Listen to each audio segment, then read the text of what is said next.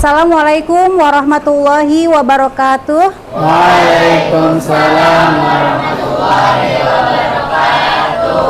Apa kabarnya semuanya? Alhamdulillah. Luar biasa. Allahu Akbar. Ya, alhamdulillah sehat semua. Untuk yang pertama silakan kepada ketua kelas untuk memimpin doa. Istidadan ikra duaan.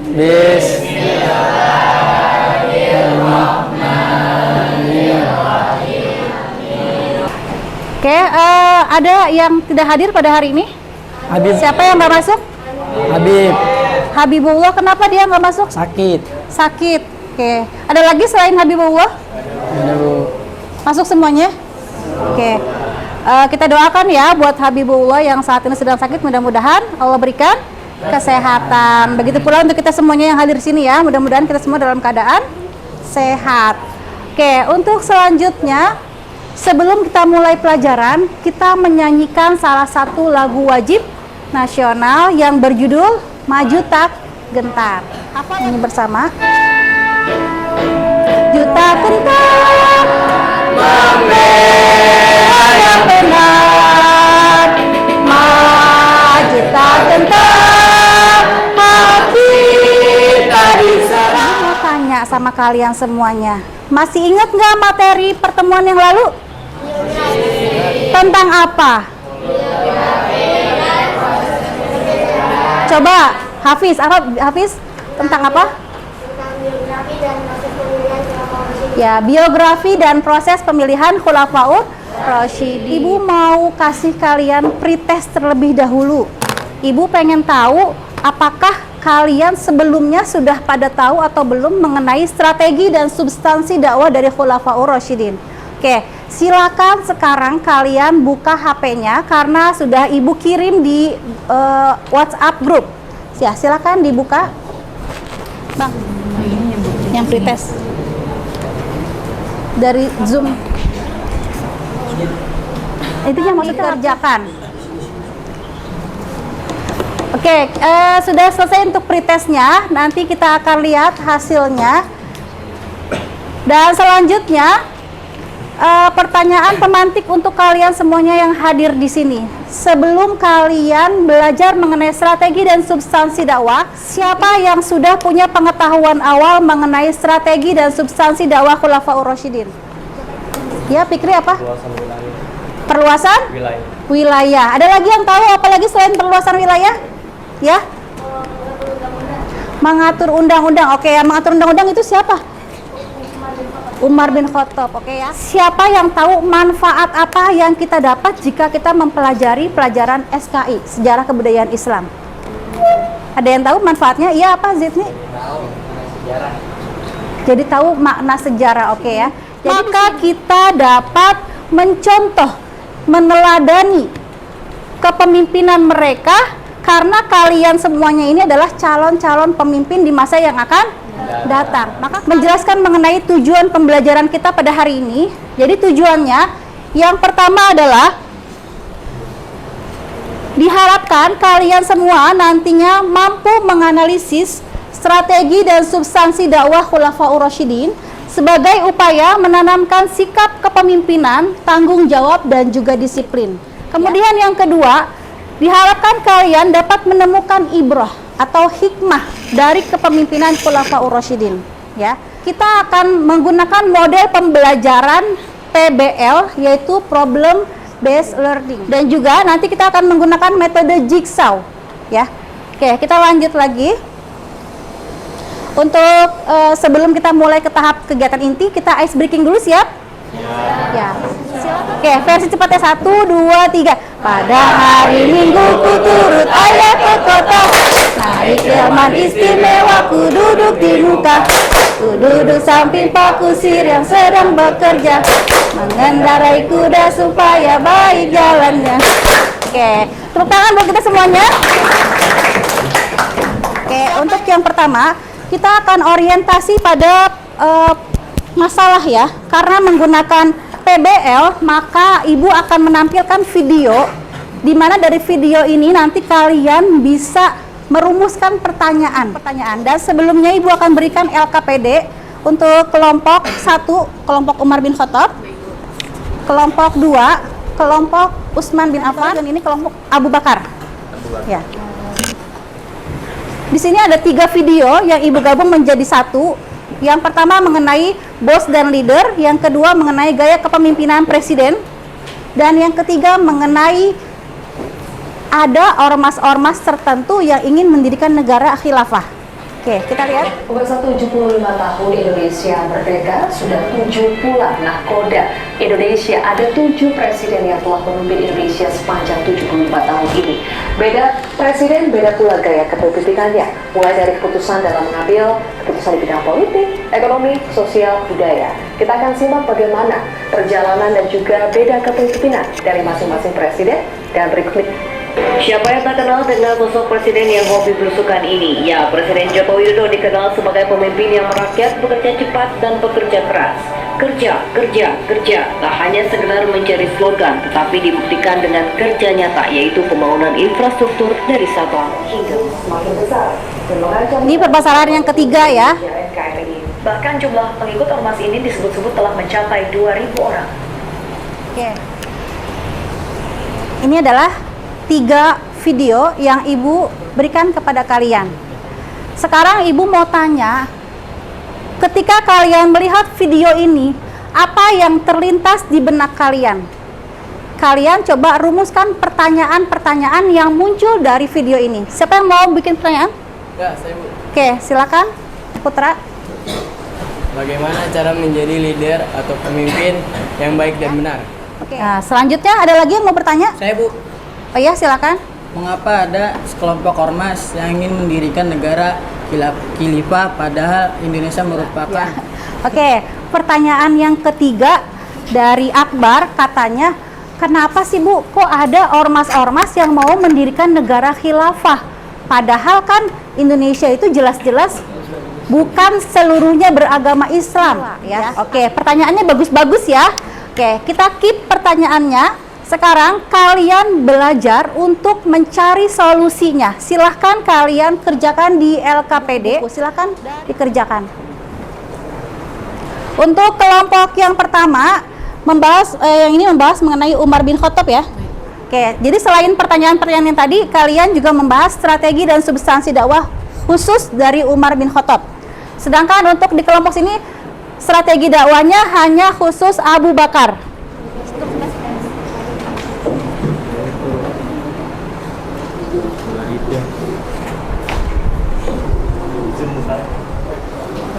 Oke, untuk yang kamu tentang Utsman bin Affan, Iya, Bu. ya, sudah ditemukan jawabannya? Sudah, Bu. Ya, silakan ditulis ya. Iya, Bu. Sudah dipilih siapa nanti yang akan presentasi? Sudah. Oke. Oke, semuanya sudah selesai untuk LKPD-nya? Sudah. Oke, kalau sudah selesai, karena kita menggunakan metode jigsaw, maka di sini ada kelompok asal dan ada kelompok ahli. Ya, sudah kalian kerjakan. Nah, jadi ada kelompok yang sisa dari 3 orang di kelompok kalian nanti akan berkunjung ke kelompok-kelompok lainnya. Paham semuanya? Paham. Oke. Sekarang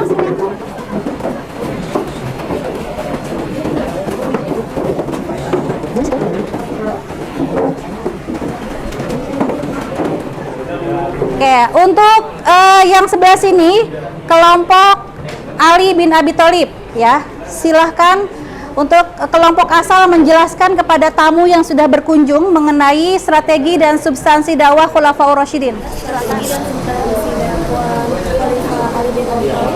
Untuk substansi yang pertama itu Khalifah Ali bin Abi Thalib membereskan masalah yang terjadi pada saat itu, yaitu ada perang Jamal dan perang Siffin. Lalu ada pemberesan Baitul Mal, terus mengganti pejabat yang lama dengan yang baru.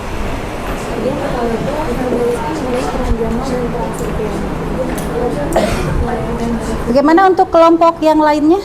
Apakah sudah paham dengan yang dijelaskan oleh kelompok Ali bin Abi Thalib? Sudah paham? Ya.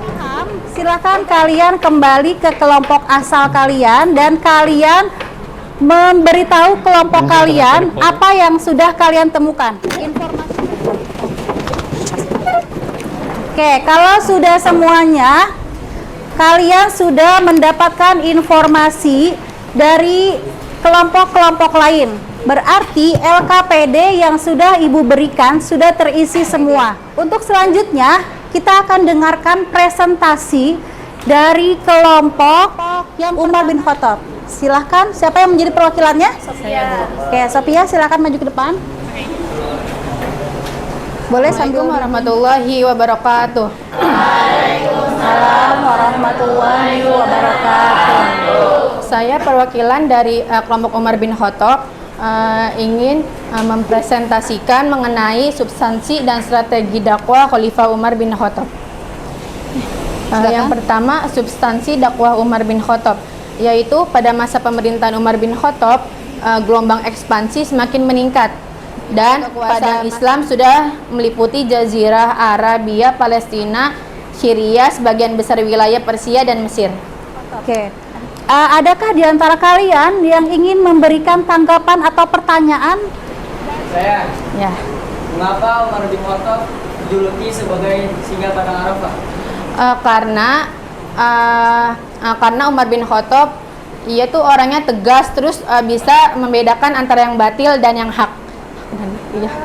Umar bin Khattab itu lebih tepatnya diberi gelarnya bukan singa padang pasir ya, tapi Al-Faruq. Al-Faruq itu artinya adalah pembeda. Ya. Oke. Kalau sudah, kita akan berlanjut ke kelompok yang lain. Tepuk tangan buat kelompok Umar bin Khattab. Akan presentasi dari kelompok Ali bin Abi Thalib. Siapa yang jadi perwakilan? Oke, silakan. Assalamualaikum warahmatullahi wabarakatuh. Saya perwakilan dari kelompok Ali bin Abi Thalib akan menjelaskan tentang substansi dan strategi Ali bin Abi Thalib.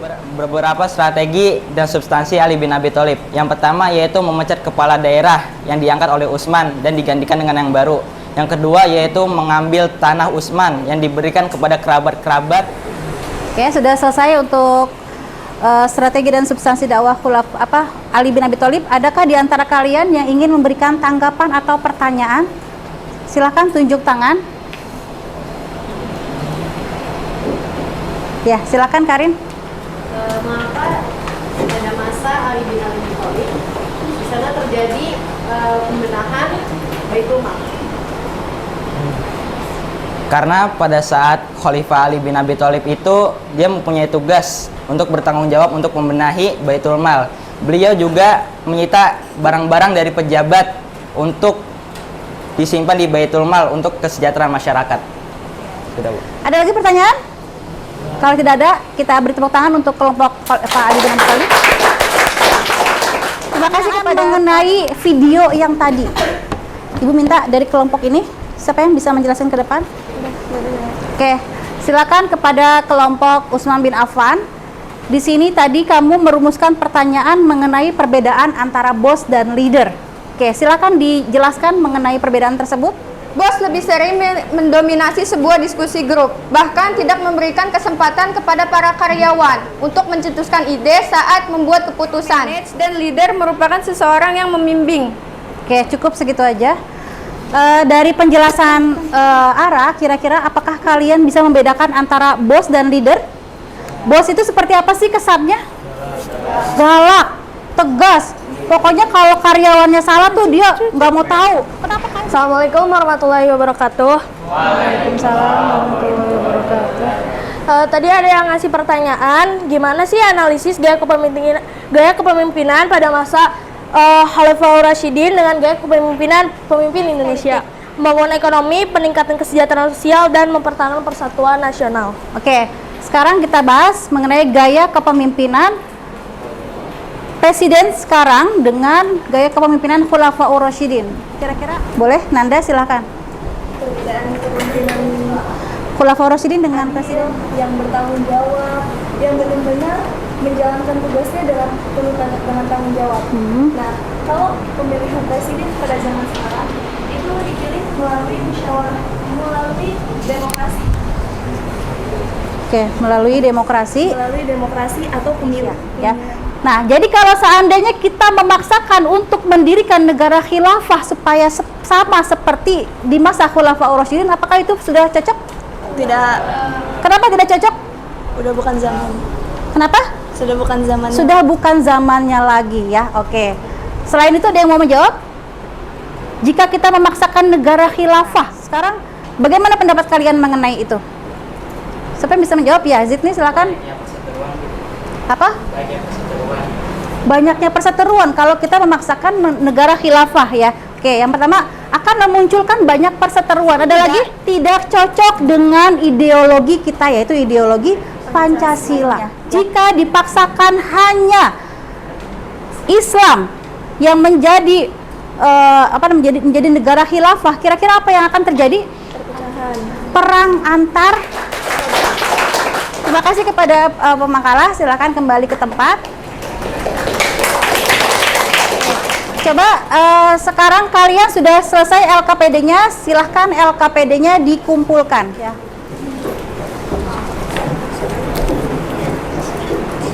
Untuk mengetes kemampuan kalian ya, berdasarkan materi-materi yang telah kita pelajari, Ibu sudah memberikan tes formatif kepada kalian. Silahkan dibuka di WhatsApp grup.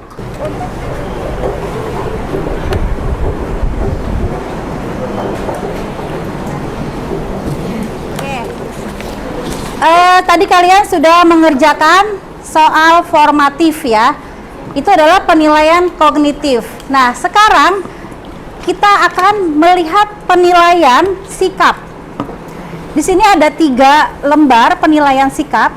Yang pertama sikap kalian akan dinilai oleh teman sebaya kalian. Udah, cukup. Oke, sudah cukup itu ya.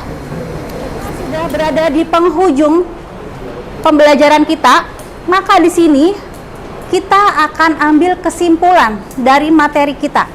Siapa di antara kalian yang bisa memberikan kesimpulan? Tunjuk tangan. Juga bertanggung jawab atas masyarakatnya dan lingkungan sekitar dan negaranya. Oke. Tepuk tangan untuk kesimpulan dari Karin. Ada lagi yang ingin menambahkan kesimpulan? Apakah ada di antara kalian yang ingin memberikan kesimpulan lagi? Saya, Bu. Ya, silakan Nanda.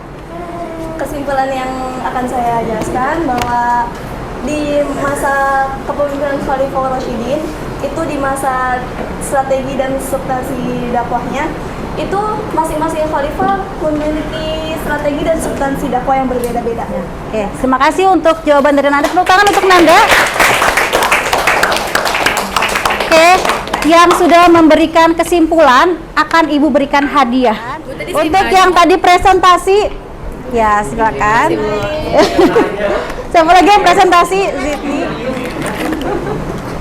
Yang sudah buat pertanyaan, di sini Ibu akan memberikan penguatan kepada kalian dari kesimpulan Karin dan juga Nanda. Ya, itu sudah bagus. Tapi di sini akan Ibu lebih kuatkan lagi, yaitu karena materinya mengenai strategi dan substansi dakwah, di mana setiap khalifah memiliki strategi dan substansi yang berbeda-beda. Yang pertama adalah terjadinya perluasan wilayah. Jadi Umar ini meneruskan dari masa Khalifah Abu Bakar, karena Abu Bakar sudah mengirimkan pasukan untuk ke Romawi dan juga ke Persia. Maka Umar bin Khattab meneruskan dalam perang namanya Qadisiyah di Persia, sedangkan perang Yarmuk di Romawi. Dan di masa Umar bin Khattab akhirnya kedua negara tersebut yang merupakan negara adidaya, negara terbesar dan terkuat saat itu, berhasil dikalahkan oleh umat Islam yang baru berdiri. Dan yang terakhir, mengembangkan bidang pemerintahan. Oke, itu adalah kesimpulan dari strategi dan substansi dakwah Khulafaur Rasyidin. Ibu akan memberikan kepada kalian refleksi, ingin mengetahui apakah pembelajaran pada hari ini menarik atau tidak. Supaya kalian menjawabnya lebih enak, maka Ibu berikan kertas. Jadi kalian curhat, boleh curhat di sini. Hari ini silahkan kalian tulis. Jadi kalian nggak perlu sungkan untuk menulis ya. Baik ya. Sudah menjawab refleksinya, silakan dikumpulkan. Nanti refleksi yang sudah kalian berikan ini akan Ibu jadikan masukan untuk pengajaran Ibu di pertemuan-pertemuan selanjutnya. Ibu akan memberitahu mengenai pembelajaran di pertemuan yang akan datang. Kita akan melanjutkan materi yaitu mengenai Daulah Umayyah. Untuk terakhir, marilah sama-sama kita tutup pembelajaran kita dengan membaca hamdalah. Alhamdulillahirabbil alamin. Tutup dengan doa. Baik, terima kasih atas perhatian kalian semua. Mudah-mudahan ilmu yang telah Ibu berikan bermanfaat untuk kita semuanya. Wassalamualaikum warahmatullahi wabarakatuh. Waalaikumsalam.